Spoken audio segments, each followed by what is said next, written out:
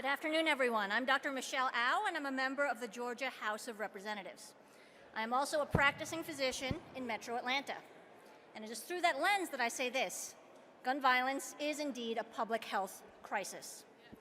And perhaps because I hold this view, I have been repeatedly surprised and dismayed that our Republican colleagues continue to turn a blind eye to an epidemic evident to the entire rest of the world.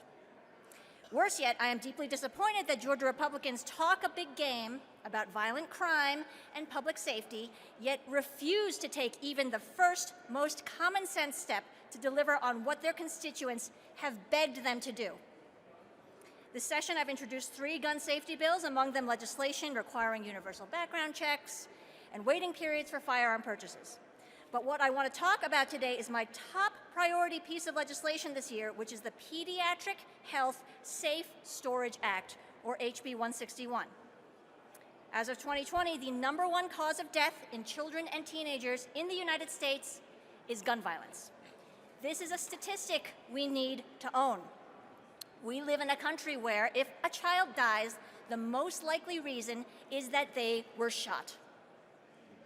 As leaders, as parents, as grandparents, and as human beings, I would like to think this is a statistic that would incite us to act. Perhaps naively, I believe that this reality would be enough. I talked with many Republican colleagues in the past years and months about co-sponsoring such legislation, which simply requires that guns need to be safely secured if they can be accessed by children. Not one of them was brave enough to publicly support this bill. Not one. Just as not one of our Republican colleagues is brave enough to stand with us here today.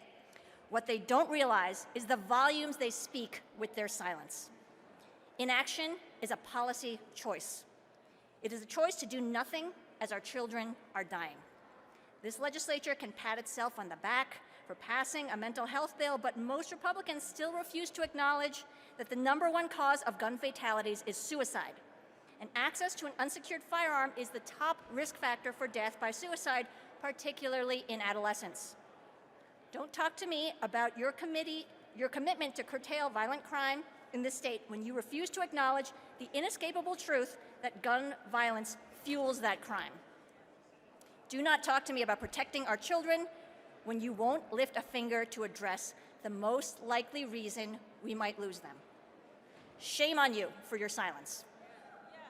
Shame on you. Abdicating your responsibility and the leadership you promised your constituents that you would provide. Inaction is a policy choice, but one we do not accept.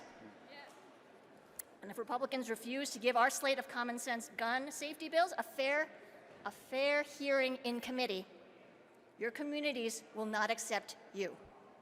You came here to do a job. And if you cannot do that job, you don't have to be here at all.